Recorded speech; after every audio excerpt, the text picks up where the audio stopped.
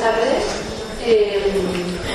Bueno, Almudena me ha encargado presentar a Elke Freire y la verdad es que es un honor porque vengo siguiendo su trabajo desde hace tiempo. Muchos de nuestros alumnos en Florida han leído su libro Educar en Verde, ideas para acercar a los niños y niñas a la naturaleza. Y bueno, Elke nos va a hablar de una de esas obviedades a las que hacía referencia César Bona, y es el beneficio que tiene para los niños y niñas el contacto con la naturaleza, argumentado con sus datos, sus reflexiones. En fin, voy a contaros brevemente cuál es su trayectoria. Elke es psicóloga y es filósofa, estudió en París, donde vivió 10 años.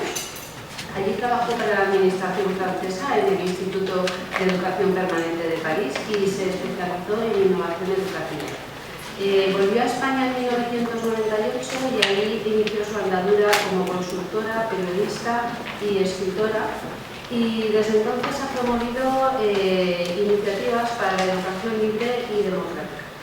Es autora de muchos artículos sobre estos temas, algunos de los cuales hemos leído aquí en Florida, entre el alumnado, y autora de 2 libros: Educar en Verde, ideas para acercar a los niños y niñas a la naturaleza, que ha sido traducido a 5 idiomas, y un libro muy reciente, Hiperactividad y déficit de atención, otra forma de prevenir y abordar el problema. Bueno, en este momento Elke trabaja asesorando padres, impartiendo conferencias, formando maestros y colabora con numerosas asociaciones de derechos de la infancia, como Ecologistas en Acción, la Fundación Félix Rodríguez de la Fuente. En este momento es directora también de pedagogía de la revista. Y bueno, la dejo ahora que continúe y que nos cuente su ponencia. Muchísimas gracias, Mavi. Muchísimas gracias a Loli, a Almudena, a todo el equipo de Florida Universitaria por haberme invitado. Muchas gracias a vosotros y vosotras por estar ahí, por escuchar esta tarde tan intensa que ha empezado con tantas emociones, ¿no?, con César. Y puntualizar un poco lo que os ha dicho Mavi sobre lo que os voy a contar. Y daros quizá también, porque bueno, César ha hablado mucho de él y me parece súper bien. Yo me voy más al mundo de las ideas porque es un mundo en el que me encuentro muy a gusto, pero por el tema del personaje también me apetecía decir algo sobre mí, ¿no?, sobre cosas que me habían marcado en mi vida. Una de ellas fue, yo siempre digo que me hice pedagoga con 8 años, porque no estudié pedagogía, estudié psicología y filosofía. ¿Qué pasó con 8 o 9 años? Pues que yo entré con 2 años y medio, que para aquella época era muy joven, en una escuela en la que mi tía Ana y otras personas de mi familia habían participado en toda una renovación educativa en aquella escuela, de manera que no había exámenes, no había deberes, en las clases nunca nos mirábamos el cogote, ¿no? Es algo que odio. Cuando me meten en algún sitio y me ponen como estáis vosotros ahora, no lo puedo soportar. Entonces nos mirábamos unos a otros, teníamos un huerto, etcétera. Y con 9 años mis padres, mi padre decidió que era una niña malcriada y que necesitaba más disciplina, y entonces me llevó a un colegio completamente diferente, donde había pues todas estas cosas, ¿no?, deberes, exámenes. Tenías la sensación de tener un ojo enorme siempre sobre ti, y es una sensación que todavía me queda. Esta cosa que hay un filósofo francés que se llama Michel Foucault, que habla de la sociedad de la vigilancia, ¿no?, y esta cosa del ojo ahí y tal. Entonces yo digo, me hice pedagoga con 8 años porque a los 8 o 9 años yo ya sabía que había diferentes formas de educar y tenía muy claro cuál era la mía. Una segunda cosa que me marcó fue, recién salida de la universidad, entré a trabajar en una especie de consultora que se llamaba Instituto de Educación Permanente, donde trabajaba un hombre que se llama Etienne Verne, que acabo de estar hablando con una persona que expondrá aquí mañana de él. Y este hombre, que era autor junto con Ivan Illich de un libro que se titulaba Prison in the classroom, prisionero en el aula, en la jaula, porque si hay una cosa con la que no estoy de acuerdo, que luego discutiremos con César, es el concepto de aula. Para mí hay que tirar las paredes del aula. Entonces, este hombre había sido autor con Iván Illich de este libro y de muchos otros, y había creado en los años 70 en Cuernavaca una universidad libre donde uno podía llegar y si tenía algo interesante que decir lo exponía, y si se le apuntaba gente daba el curso. Este hombre me marcó muchísimo, era profesor de la Sorbona y yo trabajaba con él en la empresa, en la consultora, y fue una persona que me marcó muchísimo. Y la tercera cosa que me marcó mucho, bueno, de todo esto tiene culpa César, que nos hizo pensar en cosas que nos habían marcado. La tercera cosa que me marcó mucho fue el haber pasado, el haber tenido un hijo, fue una cosa que me marcó muchísimo, y el haber pasado unos 7 años con un grupo de niños y niñas de entre 2 y 10 años emboscada, como dice mi amigo Carlos Fresneda, un periodista muy intrépido que llegó una vez a un pueblo perdido de Extremadura donde yo estaba perdida con 15 niños de 2 a 9 años, y que me dijo: caramba, pero si esto es una escuela bosque. Y yo dije: ¿qué? Bueno, yo tenía media idea ya de lo que eran las escuelas bosque porque había leído un poco a Giner, pero es verdad que entonces, y cuando preguntasteis antes lo que los niños nos han aportado, yo creo que esa es una pregunta esencial, porque nos pasamos la vida hablando de lo que les tenemos que enseñar, de lo que les tenemos que educar, y nunca solemos hablar. Yo tuve un proyecto de escribir un libro sobre eso, entrevistas a maestras para preguntarles: cuéntame lo que has aprendido de los niños. A mí me lo han enseñado todo, francamente, todo lo más maravilloso del mundo me lo han enseñado los niños y las niñas. Así que también quiero agradecerles eso. Y bueno, sobre la ponencia lo que os iba a comentar es que tengo que corregir un poco a Mavi, porque en realidad no voy a hablar de los beneficios y todo esto, porque es algo sobre lo que siempre hablo y me aburro. Y cuando Almudena me dijo oye, pues algo sobre la conciencia, no sé qué, dije: sí, ese tema me interesa. Entonces, lo que os voy a contar, que os voy a soltar un rollo horrible, si os dormís me avisáis, porque son mis reflexiones. Entonces, mis reflexiones me puedo tirar horas, ¿vale? Y me voy por...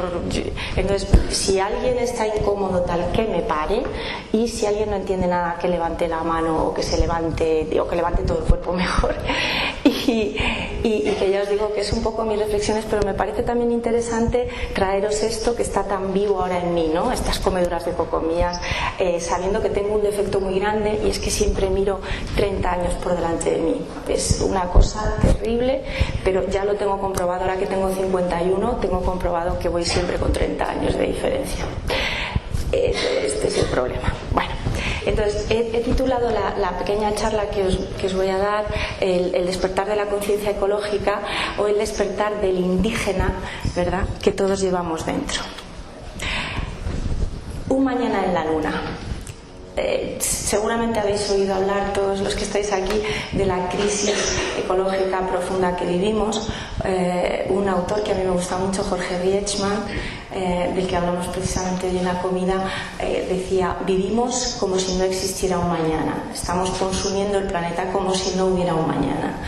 Las novelas, películas y la novela cotidiana de los medios de comunicación, que a veces no se sabe si es realidad o ficción, están bombardeándonos constantemente con la cuestión del fin del mundo.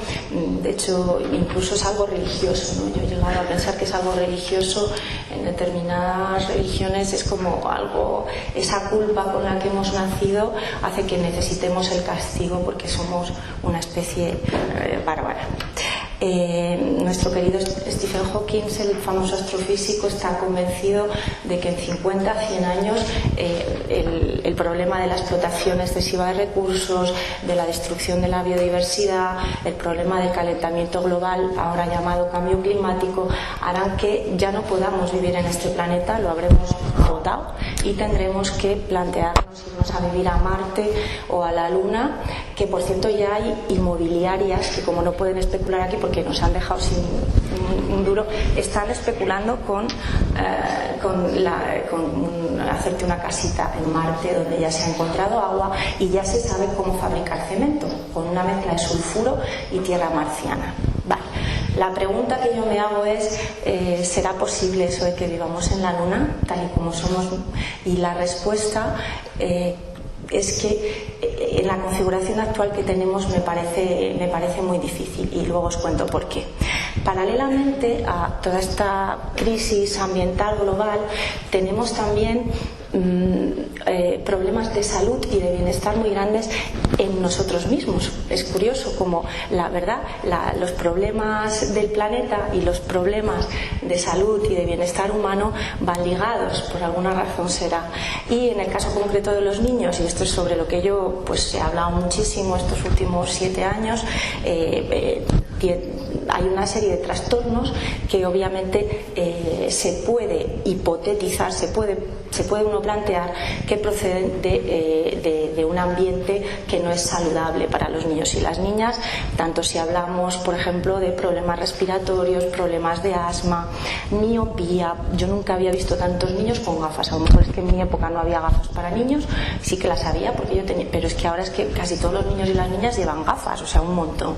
Problemas de obesidad por el sedentarismo, básicamente, el famoso trastorno de hiperactividad, déficit de atención, que muchos estudios lo relacionan con temas ambientales de contaminación atmosférica o contaminación por el ruido. También en la comida hablábamos del tema del ruido, que es un tema al que no se le da ninguna importancia, y sin embargo los ruidos nos afectan muchísimo.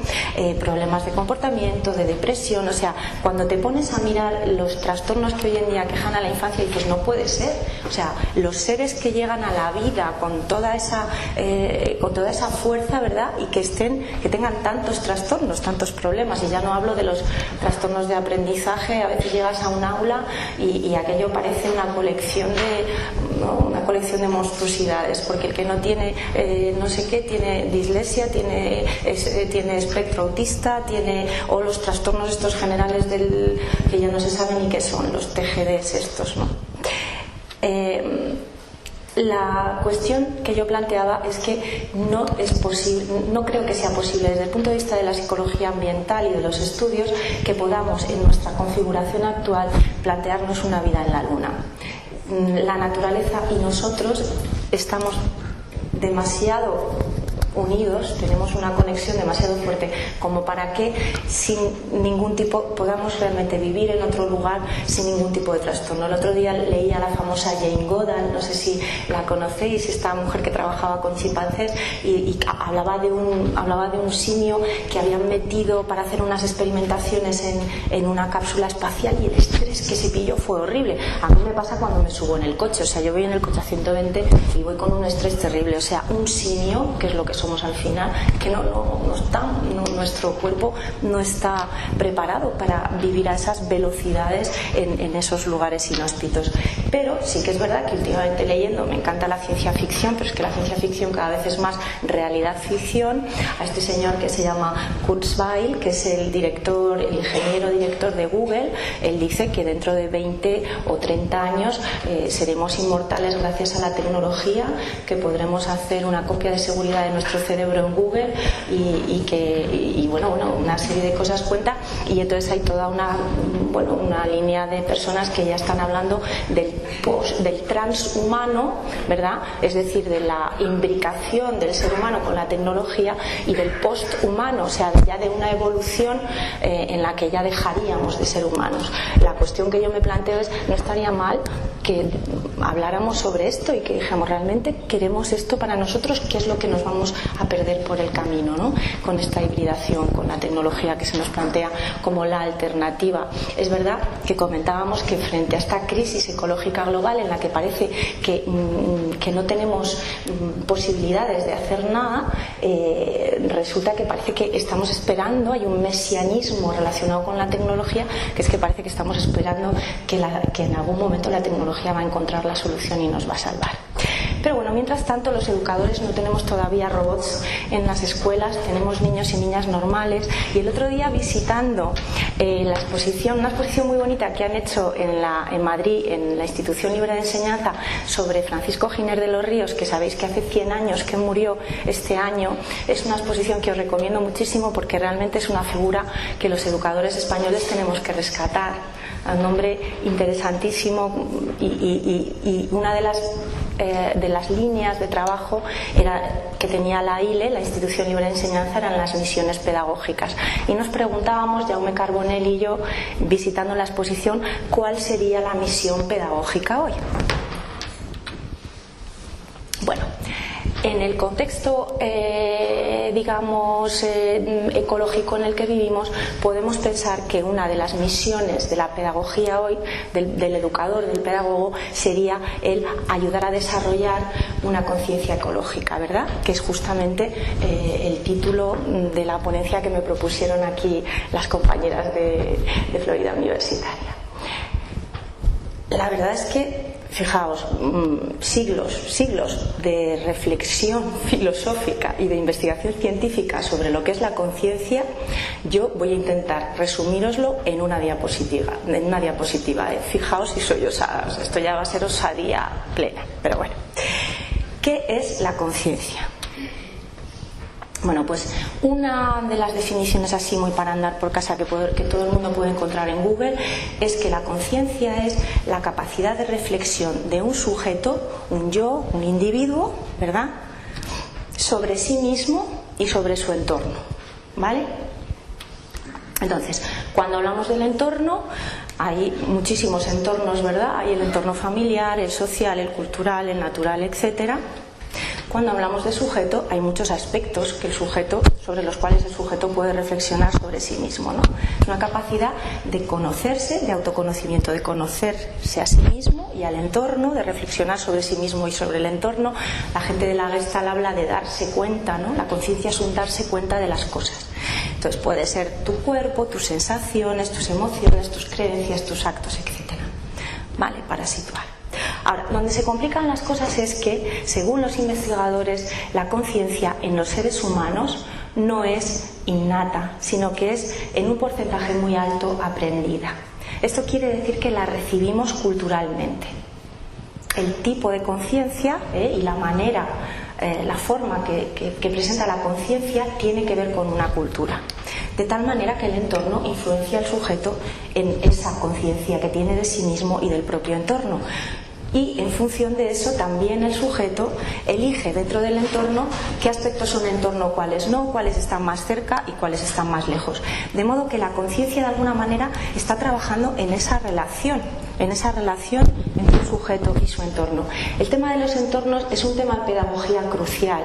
Y fijaos que en innovación educativa, yo ahora estoy encantada porque cada vez hay más efervescencia, es una cosa, bueno, la pregunta que le decíais antes a César, si me la hacéis a mí os puedo contar.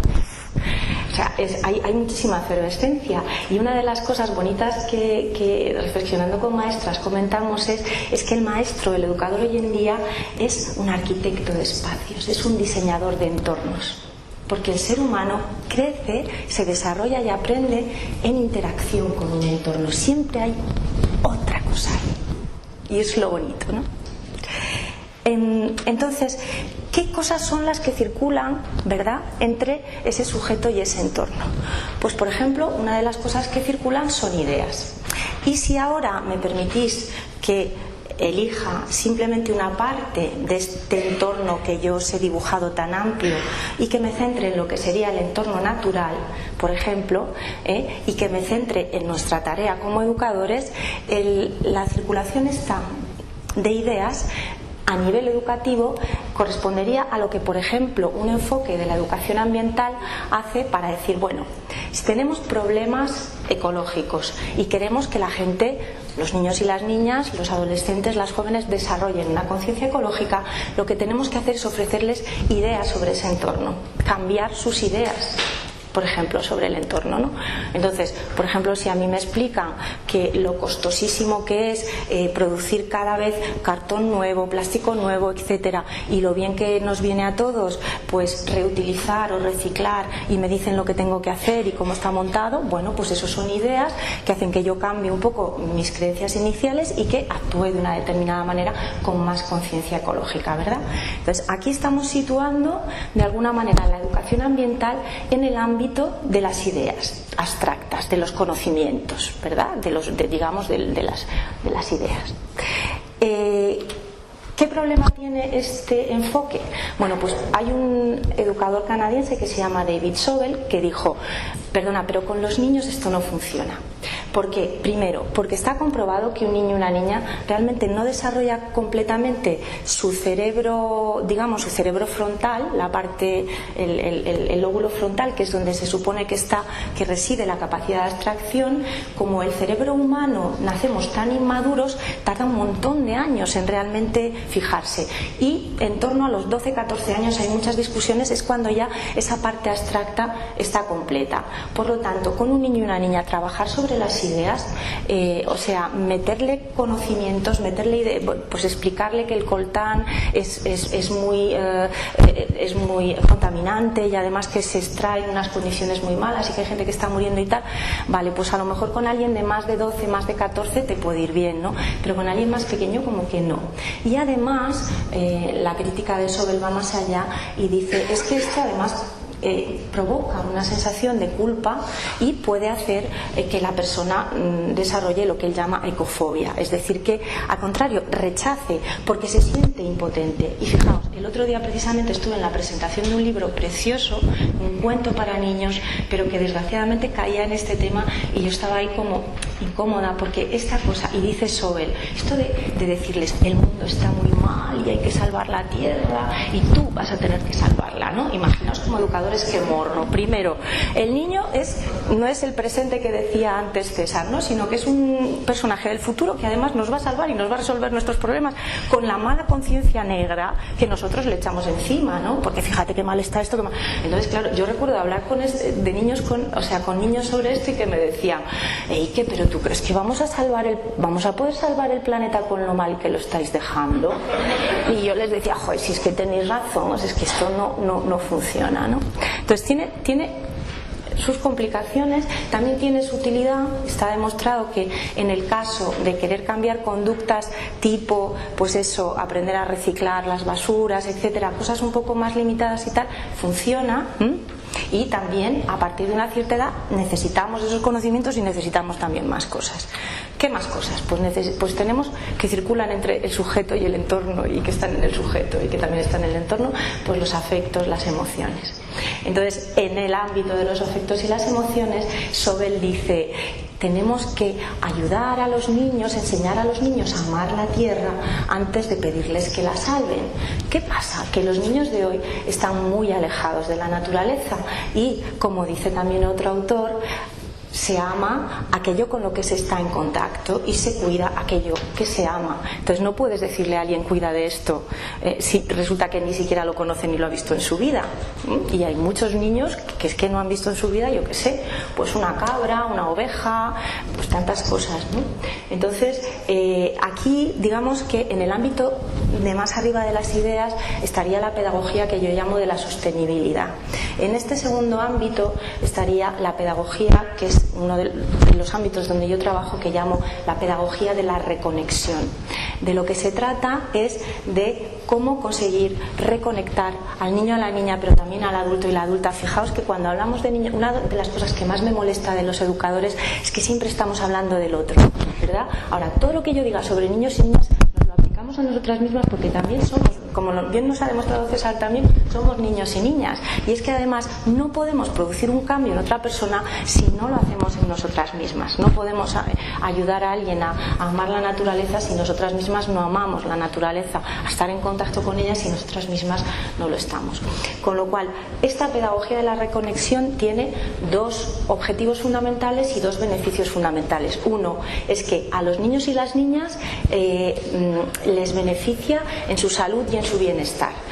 Esos trastornos ambientales que os he enseñado antes, que os hablaba de las alergias, el asma, la miopía, la obesidad, etcétera, tienen mucho que ver con el estilo de vida y con el medio ambiente. Cuando los niños están en contacto con la naturaleza, recuperan capacidades de atención, desarrollan mejor su inteligencia social, espacial, colaboran mucho más unos con otros, tienen mejor humor, bueno, todo lo que os podáis imaginar y está demostrado, con lo cual mejora el bienestar de los niños y las niñas. Esa es el primer beneficio de esta pedagogía de la reconexión o de esta pedagogía del contacto con la naturaleza. Y la segunda cuestión es que se desarrolla un poquito más la conciencia ecológica, en el sentido de que no solo es una conciencia de datos, sino que es una conciencia de afectos. Ya no es alguien que va a reciclar, sino que es alguien que se va a implicar más por la ecología, por la tierra. Entonces hay estudios que muestran que las personas que han tenido más tiempo y tienen más tiempo de conexión con la naturaleza en la infancia son personas que se van a implicar afectivamente por la tierra, van a hacer voluntariado, se van a ir a defender a los no sé qué, a limpiar el chapapote. O sea, hay una implicación mucho mayor porque hay una implicación afectiva. Pero hay un tercer elemento, fijaos. El otro día comentaba con alguien uno de los últimos libros de James Lovelock, que es este famoso químico inglés que estuvo trabajando en Estados Unidos en proyectos muy tal, y en un momento dado lo dejó todo y a finales de los 70 escribió una maravillosa obra que se llamaba Gaia, la hipótesis Gaia, que fue totalmente rechazada por los científicos en la época, estás loco, y que sin embargo ha seguido RQR, ¿no? Y en uno de sus últimos libros dice: es demasiado tarde para la sostenibilidad, es demasiado tarde para la reconexión, lo único que nos puede salvar es la simbiosis. ¿Qué entiende él por simbiosis? Bueno, pues dice simplemente: ya os dije en el año 79 que Gaia, la Tierra, es un gran animal y nosotros somos una especie de plaga en los lomos de ese gran animal. ¿Qué hace un animal cuando tiene una plaga encima? Pues hay tres opciones: o se muere porque la plaga, ¿no?, las garrapatas esas le acribillan, o consigue cargarse a ese animal, ¿no? Hay una especie de guerra y sobrevive a esa plaga. Y la tercera vía es que entren en una relación de simbiosis. Según Lovelock, la única esperanza que nos queda es la de tener una relación de simbiosis. Y hay otro autor que se llama Theodor Rostock, que tiene que ver con la psicología transpersonal, de la que hablábamos antes también, que comenta que la única manera de que realmente dejemos de destruir la Tierra es cuando nos identifiquemos totalmente con ella, cuando nos demos cuenta de que somos lo mismo, de que hay una unidad indisociable entre la Tierra y nosotros, que nuestros intereses y los de la Tierra van juntos. Si os fijáis en los otros dos escalones que os he intentado explicar, es una presentación súper sintética, ¿verdad? Pero mi objetivo era un poco, poner reflexiones aquí para el debate, pero en las otras dos líneas de reflexión sobre lo que sería la conciencia, de alguna forma el sujeto se pone por encima del entorno. Hay una separación, hay una cosificación también, porque desgraciadamente en nuestra cultura tan científica ha cosificado a los seres vivos. Excepto los seres humanos, el resto de seres vivos son cosas para nosotros. Y además nos ha dicho la religión, y seguimos con ello, la religión cristiana, que Dios nos había dado la tierra para nuestro goce y disfrute, con lo cual tenemos la sensación de que la tierra es un almacén de recursos inagotable que está ahí para que nosotros podamos disfrutar. ¿Vale? Cuando entramos en este último, ¿verdad? Y podéis establecer en el esquema que he intentado hacer una especie de flecha que baja hacia la profundidad. Cuando entramos en este último espacio, en ese espacio de la conciencia de la unidad, ¿verdad? En ese espacio de conciencia de la unidad, todos los seres y nosotros tenemos exactamente los mismos derechos, nos relacionamos exactamente de la misma manera. Y otra cosa muy importante, la conciencia no está solo del lado del sujeto, está también en el lado de la naturaleza. La naturaleza también tiene conciencia y tiene sabiduría, y ahora hablaremos de esto. Bueno, hasta aquí la teoría.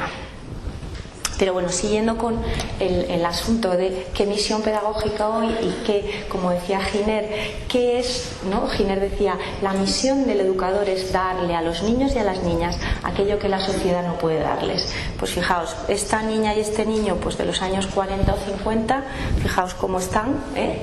Y fijaos al lado, pues un niño del siglo XXI. ¿Qué necesitan los niños y niñas del siglo pasado y que necesita nuestro niño y nuestra niña del siglo XXI, porque eso es lo que como educadores y educadoras deberíamos tener siempre presente.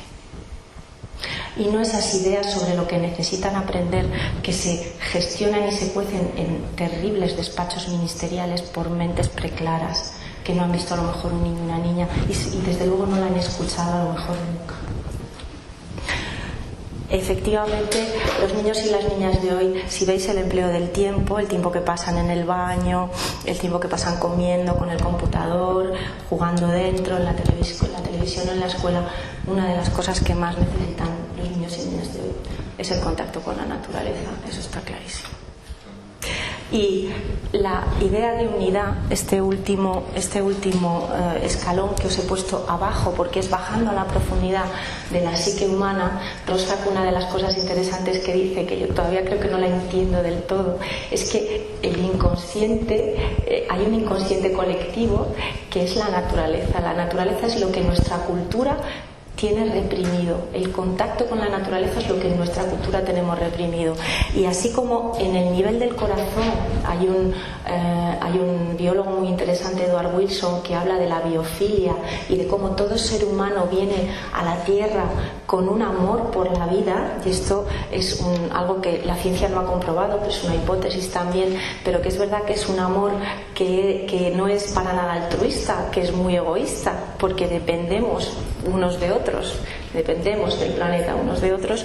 Pues en ese nivel afectivo hay también sufrimiento y hay también dolor por esa separación, por ese corte que nuestra sociedad ha hecho, ese aislamiento con relación a la naturaleza. Y también hay culpa por lo que le estamos haciendo. Hay una autora que se llama Joanna Macy, yo nunca me he atrevido, en los trabajos que hago con adultos, ella trabaja sobre el sufrimiento, lo que estamos sufriendo de pensar lo que como especie le hemos hecho a la Tierra. Nunca habéis pensado ¿dónde se borra uno de la especie humana? A veces cuando leo los periódicos digo, ¿dónde hay que borrarse? En esta conciencia de unidad tiene dos elementos, ¿no? Uno es el sentir que yo y lo otro somos lo mismo, y el otro es el vivir en un mundo con alma, como dice uno de los autores a los que yo aprecio. El que todo el mundo está animado, el sentir que hasta una piedra puedes hablar con una piedra. Esta manera de vivir ahí es lo que algunos psicólogos han llamado pensamiento mágico, y es el tipo de conciencia que tienen los pueblos indígenas de la Tierra, los pueblos primitivos, la mayoría de ellos tienen esta sensación, y también es algo que encontramos en la infancia. Hay estudios que demuestran que experiencias místicas de unidad muy profundas con la naturaleza las tenemos casi todos en la infancia, y las que de aquí trabajáis en infantil seguramente habréis observado estos niños y niñas que hablan, por ejemplo, como si cualquier ser animado o incluso inanimado tuviera voluntad. No quiere, es que no quiere, ¿no? Entonces, en el pensamiento infantil también existen estos elementos de unidad muy fuerte, y quizás sea lo que tendremos que recuperar. En cualquier caso, el otro día comentábamos que un antropólogo pidió a un niño indígena del Amazonas que hiciera un autorretrato, y lo que dibujó fue un paisaje. Bueno, todo esto para deciros que tenemos una educación biofóbica, eso está clarísimo. Es decir, una educación que no promueve para nada el contacto con la naturaleza, que lo que promueve es el miedo, la separación de la naturaleza. Solo hay que ver esos patios encementados, esos edificios sin una sola planta, sin una sola vida, donde encerramos a los niños en jaulas. Yo es que ya las aulas las llevo llamando jaulas mucho tiempo, desde hace mucho. Entré en un instituto hace muchos años y delante ponía aula 1, aula 2, aula 3, y había puesto algún chaval gamberro J, entonces era jaula 1, jaula 2, y yo dije, ¡uy, qué suerte! Es verdad. Y bueno, pues biofóbica también, porque efectivamente el planteamiento tradicional de clase es completamente biofóbico, y estás mirándole el cocorote al de atrás, no hay posibilidad, por ejemplo, de mover el cuerpo. Bueno, esta imagen del barco pirata es porque antes me han hecho una entrevista y me preguntaban, ¿cómo ves tú la situación de la educación? Que es la típica pregunta que te hacen. Y yo lo que les dije, y la idea que a mí me da es como la de un barco pirata. O sea, yo a mí me gusta ver que ahora mismo los educadores educadores somos una especie de piratas navegando en un mar de convenciones, ¿verdad? Luchando contra todo tipo de, yo qué sé, de mentalidades carcas, contra esa gramática de la escuela, contra tal, y de verdad que estamos en un momento tan efervescente de la educación. Es maravilloso, o sea, es algo increíble toda la creatividad y toda la efervescencia que está habiendo hoy en día. ¿Hacia dónde tiene que ir para mí la educación hoy en día? Pues hacia ese valor de cuidar la vida, pero tanto en la forma como en el contenido, porque no se trata, por supuesto, de enseñarle a alguien, de hacer que alguien escriba en letras doradas y con muchos dibujitos, cuidar la vida. Bueno, que algunos elementos que creo que tendrían que ir en esta dirección. Fijaos que son reflexiones, no están para nada terminadas, y os invito, si no me estoy comiendo demasiado tiempo, a que podamos intercambiar sobre qué pensáis. Son un poco locas y tal, pero bueno, permitidme, porque si no, no me divierto. Entonces, yo creo que uno de los elementos es la inocencia. Fijaos, yo era una cosa que no entendía muy bien lo de la inocencia, pero es verdad que la inocencia es muy importante. La inocencia es lo que hace que tú te sientas vivir en un mundo en el que puedes confiar, en un mundo que te cuida. Entonces, tú puedes cuidar a otros si tú sientes que el mundo te cuida a ti. La inocencia es esa capacidad de estar presente, y cuando has trabajado con niños pequeños te das cuenta de la presencia enorme que tienen a sus sensaciones, a todo lo que hacen, cómo están, y la escuela constantemente sacándolos de ahí. Y ahora aprende los días de la semana y el mes que viene y el calendario y tal.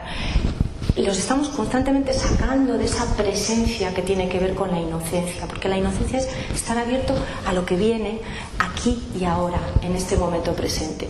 Yo me enfado un poco cuando viene gente y me dice: uy, en mi cole los niños hacen yoga, hacen mindfulness, que es lo último que está de moda. Y yo digo: jolín, pero si los niños están en un estado meditativo desde que nacen. De hecho, hay estudios del cerebro infantil que demuestran que están en ondas alfa, ondas beta. Esas famosas ondas que tiene Mathieu Ricard, este francés que se hizo budista y que le han investigado, le han puesto de todo y tal. Pues eso lo tiene un niño cuando nace, lo tiene un niño de 1 año, de 2 años, de 3 años. ¿Vale? Y entonces es curiosa la contradicción, porque estamos sácale de ahí, y que muy pronto sepa cuál es su cuerpo, cuál es tal, lo que tiene que hacer mañana, el programa, no sé qué, y al mismo tiempo medita, haz mindfulness, porque que nos aclaremos, que no es normal, que no es natural. La inocencia del lado del adulto significa algo que ha dicho también antes César, ¿no? Significa esa capacidad para ver a la persona sin culpa, sin error, para ver la maravilla que es una persona.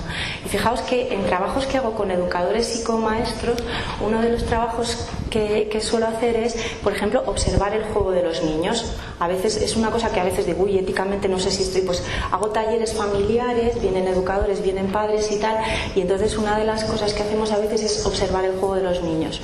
A veces nos sale mal porque nos descubren que les vamos a observar y entonces nos sabotean, pero otras, de manera natural, ellos juegan y observamos. Y nunca se me olvidará, en un taller en Hondarribia, que después, cuando compartimos las observaciones en grupos, había una madre que decía: jo, es que yo miro a mi hijo y es que estaba todo el rato jugando con materiales, nunca se acercó a otro niño, a otra niña, estuvo todo el rato con los materiales, con las piedras, los palos, porque estábamos en un espacio natural, las hojas, jamás. Y yo pienso: jolines, esto no tendrá un problema de habilidades sociales, ¿no? Era un niño de 7 años, no tendrá un problema de habilidades sociales, no es problemático y tal. Entonces habló esta persona, y la siguiente persona que habló era otra madre, y dijo lo siguiente: dijo: jo, pues yo observé a mi hija y es que estaba todo el rato jugando con otros niños, o sea, no tocó un palo, no tocó una piedra, no tocó una rama de un árbol, no se acercó a un tronco, venga a jugar con otros niños, venga a hablar, venga a jugar. Y yo pensé: jo, no tendrá una dependencia social. En ese momento el padre y la madre la otra madre y esta madre se miraron, y hubo un silencio. Yo no dije nada. Lo único que sé es que después esos 2 niños vinieron y me miraron con unos ojos así, 1 hora o 2 después, cuando terminamos esa parte del taller, y con esos ojos grandes me dieron las gracias. porque sus padres habían comprendido algo. Pero a eso le llamamos educación, y los educadores a veces estamos tan deformados, ¿verdad? Yo misma, o sea, yo cuando estaba con los niños y las niñas era: ¿qué es lo que puedo hacer para mejorar esto, lo otro y tal? Y la pista es un poco lo que decía antes César. No es centrarse en lo que le falta a los niños, es centrarse en lo que brillan, en esa maravilla que son y en esas capacidades.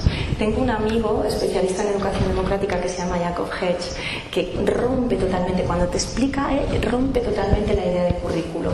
Dices que el currículo es una estupidez, porque queremos que todo el mundo brille en lo mismo, y estamos metiendo en una caja así de chiquitita, porque a fin de cuentas el currículo es bien chiquitito, todos los saberes humanos, pero todos los saberes humanos desbordan de esa caja, no están en esa caja. Hemos cogido un poquito de aquí, un poquito de allí, y hemos metido en esa caja que llamamos currículo, pero el campo de los saberes humanos es vastísimo. Y todos, y él cree firmemente, y yo también lo creo, que todas las personas tenemos la capacidad de brillar, tenemos talentos en algún saber, pero no necesariamente los que están dentro de la caja.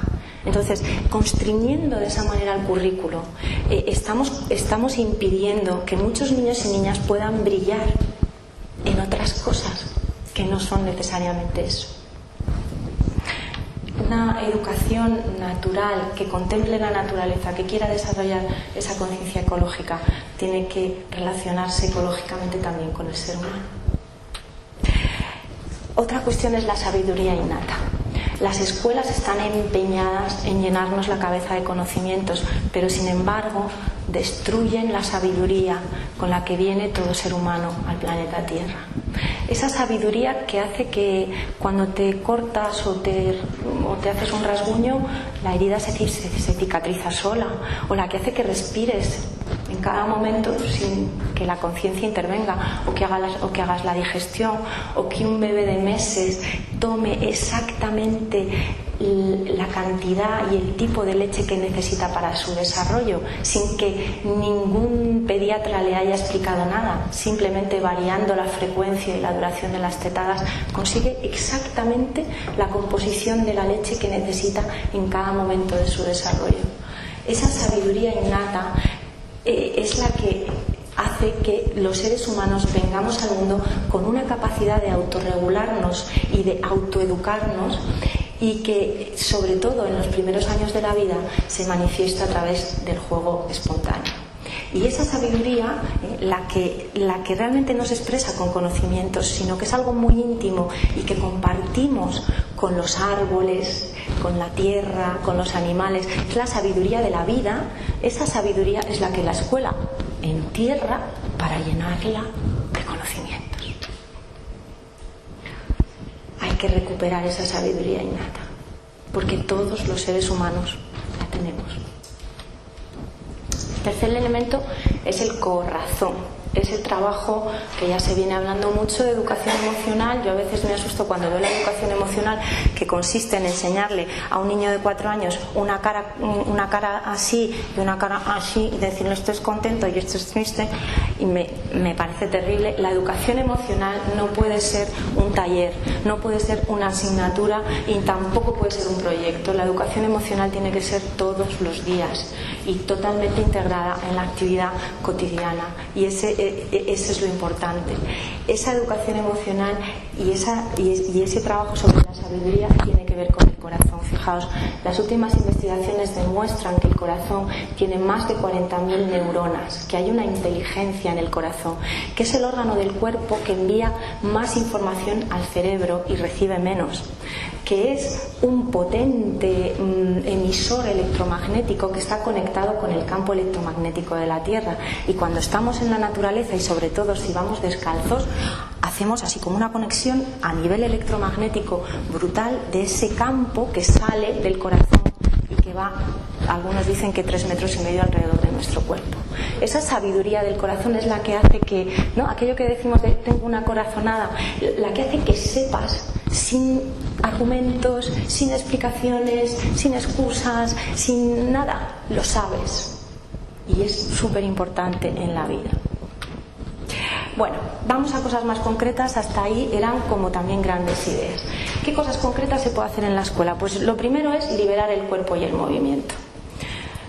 se acabaron las jaulas que se puedan mover, porque cuando los niños se mueven es cuando empieza la autorregulación a funcionar. Cuando yo me muevo empiezo a tener sensaciones, empiezo a poder regular mis emociones, empiezo a poder desarrollar mi cerebro.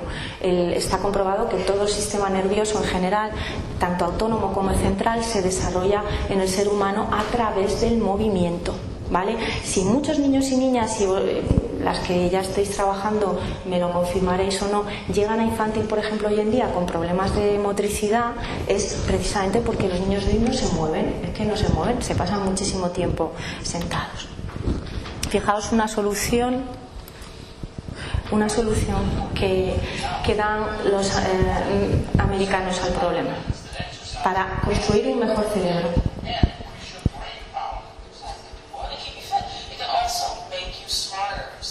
Te va a hacer más inteligente.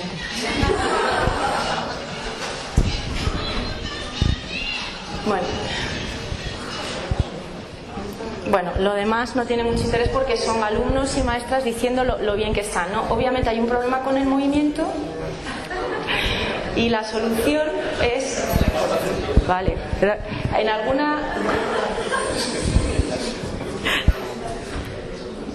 en alguna conferencia les he preguntado, porque claro, luego el vídeo sigue y ¡buah!, te lo venden, ¿no? Y entonces he preguntado, bueno, ¿qué os parece? Y todo, pues es una buena solución y tal. Y digo, bueno, ¿qué? Le encargamos a Bert que compre... Vale, supongo que aquí todo el mundo tiene claro que no, ¿verdad? Vale, ¿por qué? ¿Por qué no? ¿Por qué no vale? Porque no es movimiento. Porque es, exactamente, porque es disociado. ¿Y a qué os recuerdan los niños ahí? A que se parecen a los hámsters. ¿Qué pasa ahora? ¿Qué pasa? ¿Por qué no pasa esto? A ver. ¡Ay! ¡Ay! Vale.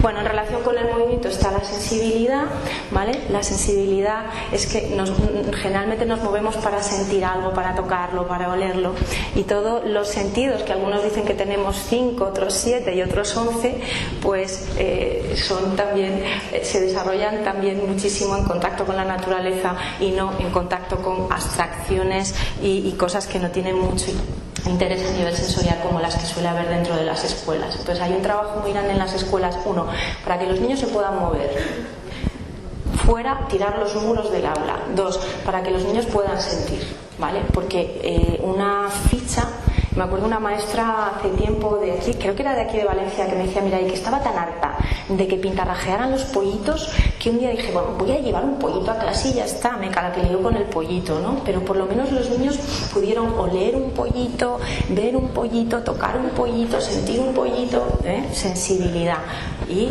súper importante también para el desarrollo cerebral. La emoción, me gusta mucho cuando yo trabajaba con los niños, y que estoy totalmente de acuerdo con César en que se les echa muchísimo de menos. Ahora hace ya 8 años que dejé aquel proyecto, pero los primeros años me iba a los parques infantiles a ver niños porque no podía, y claro, no me gustaba nada lo que veía, dejé de ir, pero es que me iba a verlos porque es que tenía un mono de niños terrible, ¿no? Y una de las cosas que jugábamos mucho era con recuerdo este cuento, les encantaba, porque era hacer el monstruo, ¿no? La posibilidad de esas emociones que llamamos negativas, ¿verdad? De poder expresarlas, de poder aceptarlas, de poder vivirlas, ¿no? De poder ser monstruos. ¿Por qué tengo que estar yo aquí tan mona contándoos esto tan inteligente? No, si yo soy un monstruo también, o sea... todos somos monstruos, ¿no? Entonces el tema de la emoción, pero no de la emoción carita, sino de la emoción integrada en el movimiento, en la sensibilidad, el juego, que, bueno, hay tanto que decir sobre el juego, es tan maravilloso. Hay investigadores que dicen que es gracias al juego que los seres humanos tenemos ese cerebro tan inteligente del que estamos tan orgullosos. Es porque jugamos, porque creamos, porque imaginamos.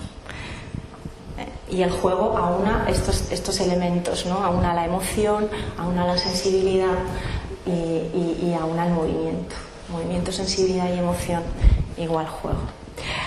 ¿A qué juegan? Por ejemplo, Sobel investigó en todo el mundo el tipo de juegos que los niños y las niñas hacen en espacios al aire libre, y encontró que cualquiera que sea la cultura realizan una serie de juegos que son muy parecidos. tipos de juegos. Por ejemplo, juegan a explorar el espacio.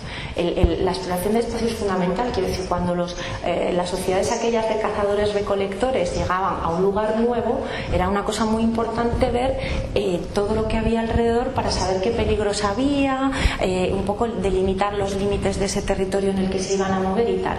Bueno, pues eso está impreso en nuestros genes desde hace miles de años y es lo que los niños y las niñas hacen de manera natural cuando están en un espacio natural.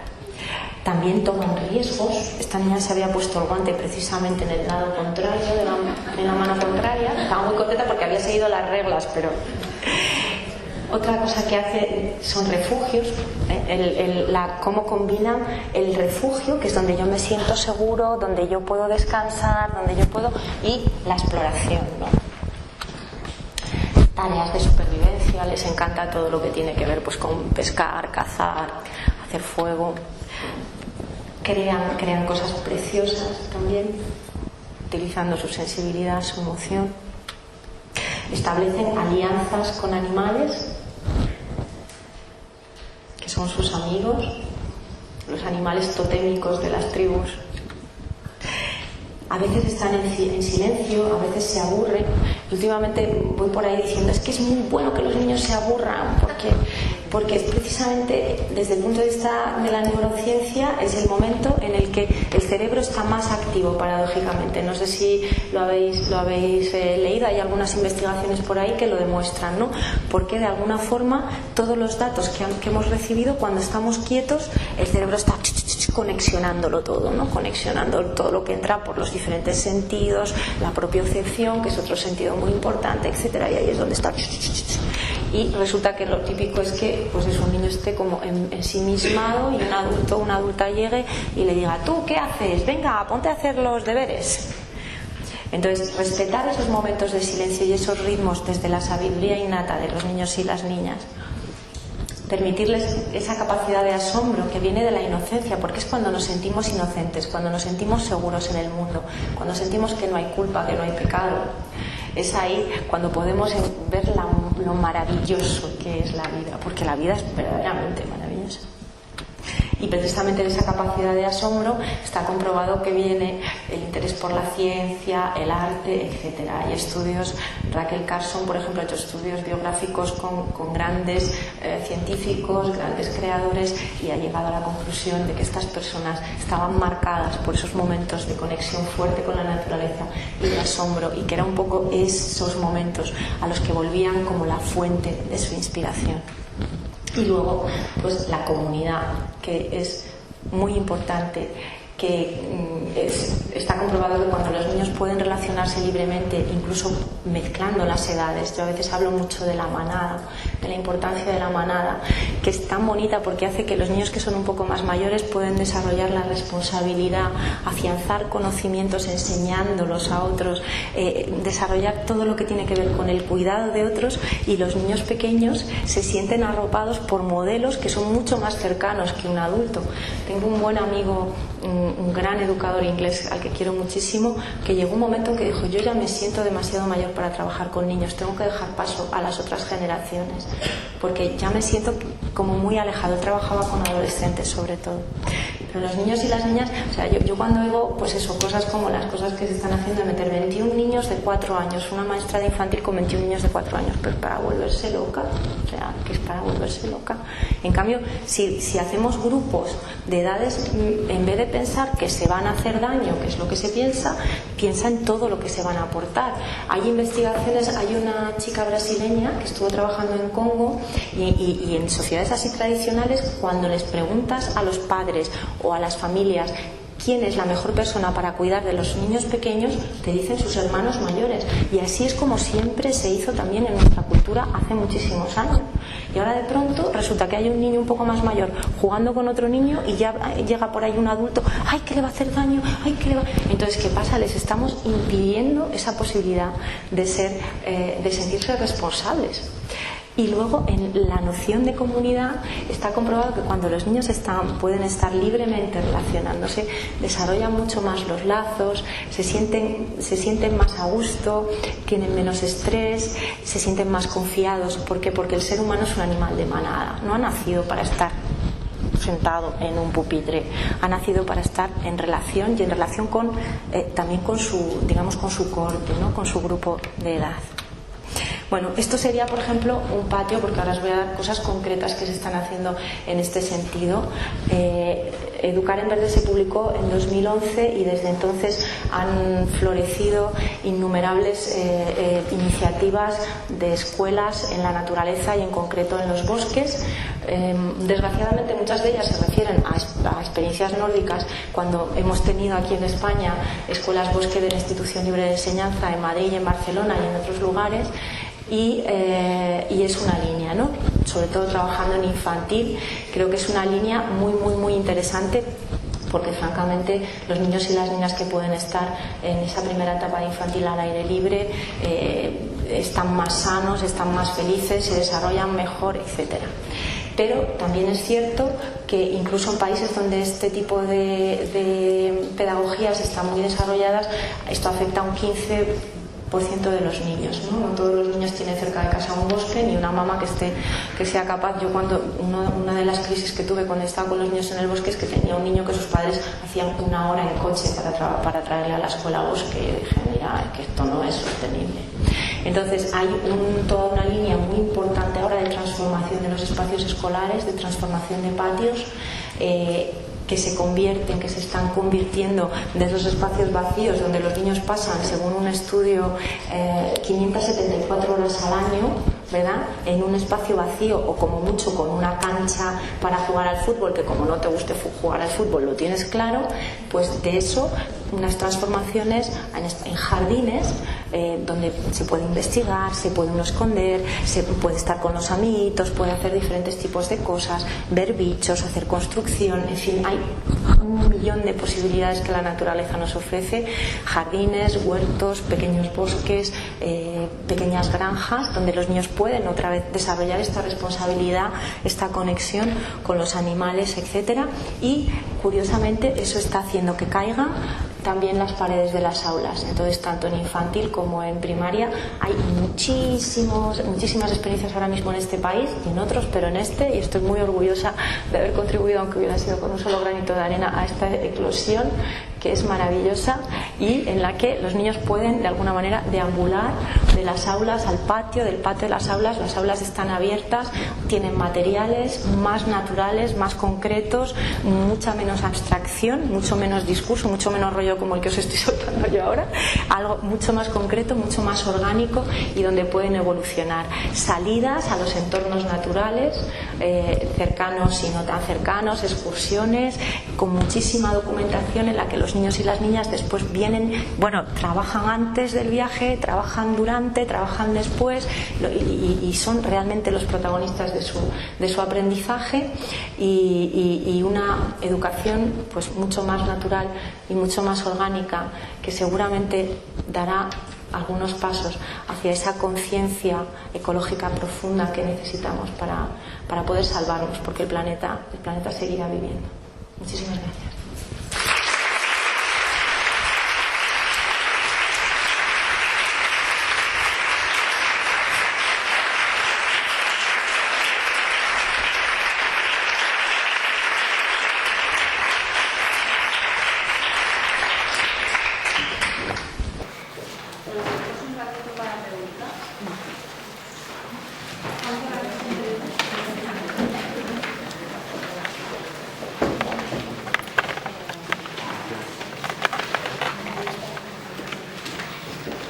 Sí.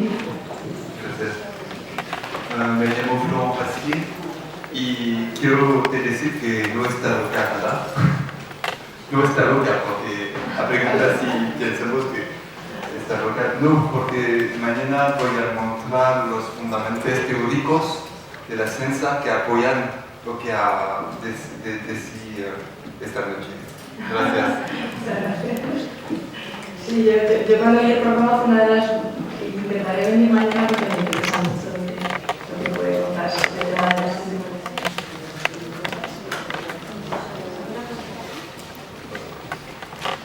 Bueno,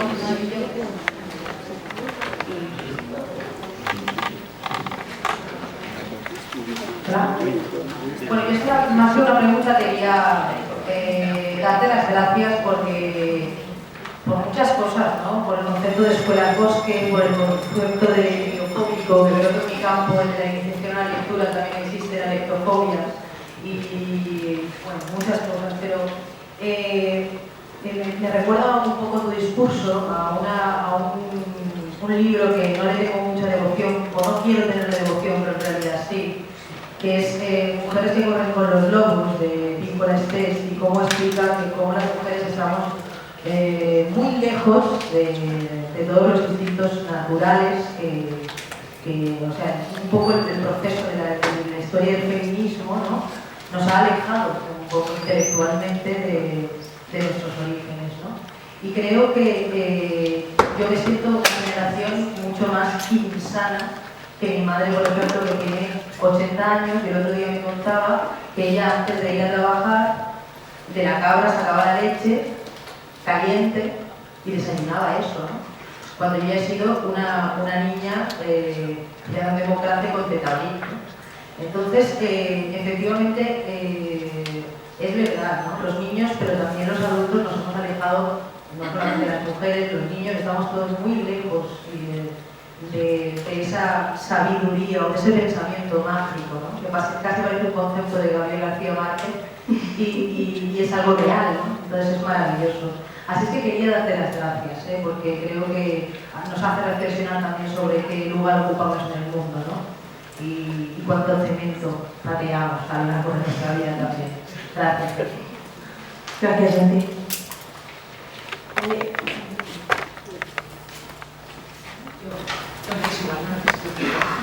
Creo que a mí me gustaría destacar el proceso de inocencia, porque yo creo que sería importante que estuviera la gente y dejarlo fluir hasta que uno toma conciencia y coge la inocencia como opción personal. Porque muchas veces, inocencia o ignorancia, para mí es importante pues ese concepto, es decir, yo escojo esto como opción personal, de cara a confiar, al pensar, y no es algo que de lo que tengo que oír, que lo que me provoca son miedos, bloqueos, etc. Entonces yo creo que el papel de los docentes es dejar eso abierto hasta que uno madure y lo escoja como modo de crecer. Porque a veces en infantil ocurre que eso va muy fluido y no sabes por qué, no se incorporan los niños y niñas a primaria, de repente todo eso desaparece y están los recelos y aparecen otras cosas. Todo lo que he dicho, todo es muy importante, pero esa es la primera que a veces la hundimos sin querer. Sí, sí. La inocencia tiene mala prensa, ¿no? Tenemos aquí en España el día este de los inocentes, que es que te gastan una broma y qué tonto eres. Parece que inocencia tiene que ver con ser tonto, con estupidez. A mí me costó mucho salir de ese esquema también, pero realmente no tiene que ver con eso, tiene que ver con aceptar la vida tal cual. Y si os dais cuenta, por ejemplo, yo he trabajado con los niños en el asunto de la muerte, con niños y niñas en escuelas donde ha habido problemas con temas de muerte y tal, y casi que el equipo docente se ha enfrentado con los padres porque unos sí, otros no, que hay que decírselo, que no hay que decir. Y luego cuando realmente hablas con los niños, el tema de la muerte generalmente, a no ser que tengan algún adulto por ahí que de alguna forma esté muy bloqueado y que ellos pues absorban también esas emociones, se lo toman con una naturalidad increíble, ¿no? Y efectivamente esa confianza en la vida, esa presencia y esa confianza en la vida es la que hace que sepas qué elegir y la recibes también de los adultos. O sea, tú vienes con ella pero la recibes también de los adultos. Y ahora en una de mis últimas lecturas hay un americano que se llama Peter Gray, que tiene un libro bastante interesante que ha sacado hace poco, y comentaba que hay estudios sobre que los niños y las niñas de hoy tienen un locus de control. O sea, locus de control es un concepto psicológico para decir dónde pongo yo el control de mi vida, ¿no? Pues tienen el locus de control, a pesar de que vivimos una sociedad supuestamente más democrática, donde todo el mundo puede decidir más, pues resulta que ellos tienen ese control de su vida puesto fuera de ellos, como que tienen la sensación de que todo lo que les sucede no tienen ellos la fuerza interior para decidir, ¿no? Y eso tiene que ver con la confianza, porque confiamos mucho menos en ellos. Si es que cuando hay un problema eso en un patio entre dos niños y ya están encima 4 educadoras para ver qué tal, es que no confiamos en ellos. Nuestros padres han confiado muchísimo más en nosotros y eso nos permite, ¿no?, en esa lógica de la inocencia que tú comentabas, pues también sentirnos mucho más tranquilos y menos estresados. O sea, hay una angustia entre los niños y las niñas y un estrés por esa falta de confianza y por esa sensación de que ellos no pueden decidir porque lo van a hacer mal, porque se van a hacer daño, porque yo a veces cuando hablo, por ejemplo, de las transformaciones también de los espacios de juego para los niños en las ciudades, que son espantosos, normalmente es un negocio para las empresas, etcétera, pues suelo comentar una investigadora noruega que dice, jolín, pero sí que les dejen que se rompan una pierna, si casi es mejor eso que la angustia que les ponen de no te subas ahí que te vas a caer, no te tal. O sea, esta falta de confianza, que es lo que les transmitimos, a lo mejor no te haces una herida física, pero te puedes llevar una angustia toda tu vida de espera, y si pongo el pie aquí, ¿qué va a pasar?, ¿no? Entonces, esta confianza en la vida tiene que ver con la inocencia con la que venimos y que de alguna manera, pues en la relación con el adulto nos la está anulando, ¿no? Y nos está diciendo, no, esto está mal, esto lo haces mal, lo que nos dijo antes César, nunca harás nada bien, te vas a hacer daño si te tal. Entonces, claro, todo eso te genera constreñimiento, angustia y rompe la relación de inocencia y el mundo se convierte ya en un lugar, no en un lugar maravilloso, ¿verdad?, y que está ahí para cuidarte, sino en un lugar lleno de peligros. Hola. Yo quería preguntarte sobre lo que has dicho de las emociones negativas y sobre aceptar las emociones, porque también cuando has hablado de has hablado de la educación emocional, que debe ser todos los días, que no puede ser un taller ni una asignatura ni un proyecto. Y yo ahora mismo estoy haciendo prácticas en un cole y el tutor que tengo en el aula hizo la semana pasada un taller que hacía el ayuntamiento, creo, sobre educación emocional. Yeah. Vale, entonces me he quedado mucho con eso porque lo tengo muy presente y cuando me lo contó pensé en eso un poco, para hacer un taller, pero luego yo en clase no estoy viendo que apliques nada de ese taller. O sea, he llegado en el taller, me has contado que esta mañana es un taller de educación emocional tal, pero luego yo no he visto que lo apliques con tus alumnos. Entonces también te quería preguntar, cuando has hablado de emociones negativas y de aceptar esas emociones negativas, ¿cuáles son para ti las emociones negativas? Para mí ninguna. Porque como has hablado de lenguaje, que también creo que es un tema que se puede hablar perfectamente con los niños y que podemos tratar todas las emociones con los niños, porque son muy capaces de asimilar las emociones. Entonces, no sé, me gustaría si pudieras explicarte más sobre las emociones negativas. Bueno, es un tema muy amplio el tema de las emociones, pero globalmente yo creo que lo que es importante, uno es lo que tú has dicho, ¿no?, que no puedes darles un taller de educación emocional y luego estar moviéndote en un contexto educativo puramente cognitivo y racional, que es lo que ¿no?, el músculo de las funciones superiores, estas que llaman, ¿no?, las funciones cognitivas superiores, que estamos ahí constantemente entrenando, pero las emociones no nos ocupamos de ellas, nos ocupamos en un taller aparte pero no integrado. Además, ¿qué te iba a decir? Yo recuerdo una vez una maestra que trabajaba muy bien el tema de las emociones con los niños a través de especie de mitos que hacía, ¿no?, de cuentos, de personajes y tal, y sin embargo en un momento dado me dijo, y me contó algo muy bonito que había sucedido con un niño y una niña y que la había emocionado, y me dijo, tuve que salir del aula que para llorar. Y yo pensé, pero vamos a ver, ¿estamos educando emocionalmente? ¿O qué estamos haciendo con las emociones? Entonces, profundizando, yo me doy cuenta que la visión mayoritaria, no digo que todo el mundo lo haga, y luego daros cuenta que yo soy muy crítica, pero con los años he comprendido que también son pasitos, o sea, las cosas por algún lado tienen que empezar, ¿no? Y que se empiece a hablar de emociones en la escuela también está bien, pero luego no hay que perder el horizonte tampoco, porque si perdemos el horizonte hacemos simulacros y los simulacros son muy feos. Cuando alguien viene y te dice, sí, yo en mi cole tengo los proyectos, tengo los no sé qué, y llegas y te encuentras a todos los niños sentados así en hileras y los simulacros son horribles. Nunca hagáis simulacros, son enfermos, de verdad. O sea, yo estoy convencida de que los simulacros producen cáncer. O sea, no hagáis simulacros, sed auténticas en lo que podáis, pero sed auténticas.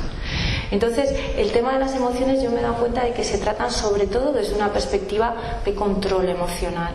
Y hay un problema muy gordo en la propia estructura de la jaula. Y es que en la propia estructura de la jaula, el hecho de que somos mamíferos y que no hemos nacido para estar en un lugar encerrado, porque realmente que pasemos tanto tiempo en lugares cerrados ha sucedido a la especie humana, que lleva a la especie humana desde los simios, como era 1.800 millones de años, creo que son números que yo no soy capaz ni de abordar. Pero en todo ese tiempo, realmente tanto tiempo encerrados, ¿podemos hablar de los últimos 100 años? Quizás ni siquiera, ¿vale? Entonces, cuando tú encierras a un mamífero horas y horas en un espacio cerrado, produce estrés, ansiedad, rabia, etcétera. ¿Qué haces con todo eso? Enseñas a la gente a cómo controlarlo. Suéltalo, ábrelo, busca la manera. Con el movimiento, ya solo con el movimiento y la sensibilidad, la emoción se regula ella sola. Y cuando dije emoción negativa, no me refiero a que hay gente que considera que hay emociones negativas y positivas. Para mí son todas necesarias. Las emociones humanas son todas. Por eso puse la imagen del monstruo, porque los niños se lo pasaban súper bien haciendo el monstruo y yo también. O sea, quiero decir que es aceptar lo que hay, y lo que hay a veces pues es así, y otras de otra manera. Igual que la naturaleza tiene un rostro idílico, y también tiene un rostro muy duro, y los que de aquí hayáis vivido en contacto con animales, a veces es duro, pero es la vida. Gracias.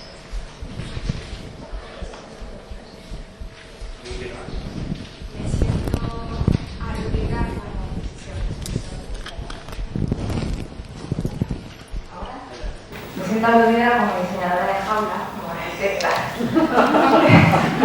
Nos estábamos quedando fuera de este barco pirata y era para preguntarte directamente cómo vincular, ¿no?, este colectivo a los profesionales de la arquitectura a esta revolución que estamos tan alejados de la pedagogía y de la sociología, ¿no? ¿Hay algún tipo de conexión? ¿Se está haciendo algo por...? O sea, yo veo cosas puntuales de colegios puntuales, pero ¿se está trabajando conjuntamente?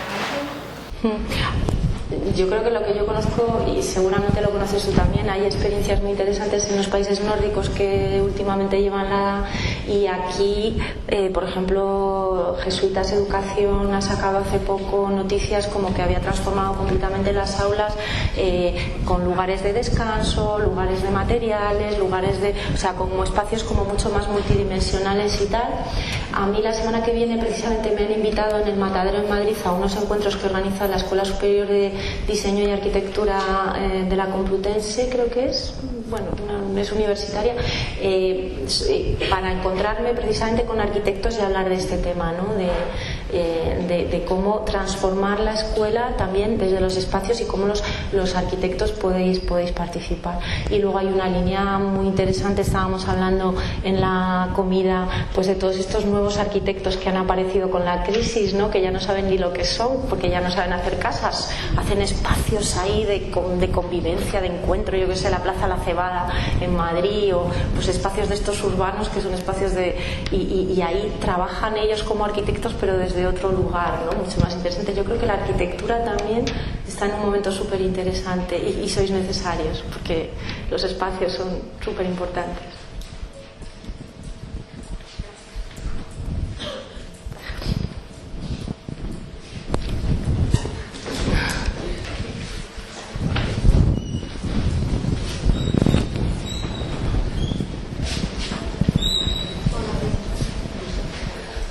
A mí me ha gustado mucho la idea que has dicho de respetar esos silencios de cada niño y cada niña, porque creo que es muy importante que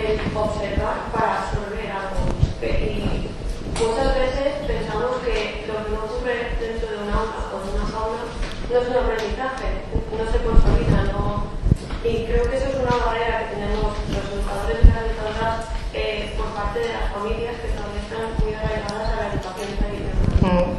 Al no entender que la educación puede darse en otros espacios y alcanzar unos límites de aprendizaje mucho más altos. Entonces, creo que ahí, enlazando con lo que ha dicho anteriormente César, olvidamos cómo era ser niño, qué es lo que necesitábamos. Y caemos en el error muchas veces de poner límites a todo. Y entonces limitamos ese movimiento innato que hemos dicho que es necesario para cualquier cosa, porque para todo nos movemos, y estamos condicionados. Y condicionamos a los niños y niñas diciéndoles, cuidado porque te vas a caer, claro, al final se cae, y tú le has dicho que se iba a caer, pero es que lo que has hecho es provocar que se caiga, más que otra cosa. Entonces, yo creo que es muy importante normalizar el contacto con la naturaleza, pero no solo, que creo que donde más se está haciendo es en escuelas privadas y por la situación económica que se tiene, creo que es mucho más importante que cualquier escuela pública pueda llegar a tener este contacto con la naturaleza y romper con lo que hemos dicho de la biofobia, de los suelos pavimentados y tanto los arbolitos de día del árbol, y con esto me quedo tan campante. Entonces, para mí es muy importante eso de crear esos espacios donde puedan ellos explorar la naturaleza y también sus emociones, que por eso también mi cabeza me ha dado ideas con lo de la sabiduría del corazón, de José María Toro, y creo que es muy importante contagiarnos de ese innatismo que tienen los niños para todo y dejarnos sorprender no solo por ellos sino con ellos, y aprovechar la naturaleza como recurso para el aprendizaje y el contagio emocional y del aprendizaje. Creo que es muy buena idea. Sí, totalmente de acuerdo contigo. Pero no solamente está ocurriendo en escuelas privadas, está ocurriendo en todas partes. Eso es lo maravilloso. En la presentación, la última imagen que os mostré es el patio de la Escuela El Martinet de Cataluña, que hace poco estuve allí tal porque me llamaron y les escribí una carta que tienen una lucha con Enseñament porque quieren ya quitar la cancha. Entonces la legislación, una legislación muy antigua de los años 70, dice que todo patio escolar tiene que tener una cancha, ¿no?, para jugar al fútbol y si no te gusta el fútbol o no te gusta el baloncesto te fastidias. Entonces ellas han hecho de todo tipo de pirateo, han puesto césped por encima, han echado tierra y semillas para cubrirla, han puesto cabañas de madera, han hecho de todo allí. Aquello es un pirateo total y ya ha llegado un punto en que han dicho, mira, vamos a hacer un dossier y vamos a presentar, y efectivamente pues mucha gente hemos escrito hablando de la poca necesidad que tienen de deportes organizados los niños y las niñas de hoy y la cantidad de canchas que hay por todas partes y la necesidad en cambio que tienen de poder moverse libremente en un espacio natural. Y efectivamente lo del movimiento es fundamental, es una necesidad tan importante para el ser humano como comer o dormir, y es una necesidad que no la tenemos registrada. Y sobre los espacios, uno de los riesgos en el tema de patios es el amueblamiento, que está muy de moda ahora. De pronto pues muchas escuelas, sobre todo privadas, se han dado cuenta de que el patio es una especie de carta de visita de la escuela y ahí queda muy mono para los padres, y entonces pues han amueblado el patio. Bueno, no se trata de eso, una transformación de patio es un proceso participativo con toda la comunidad educativa, es un sueño, ¿no? Estamos hablando que estáis con los sueños, pues es el patio que soñamos, y progresiva. Bueno, pues muchísimas gracias.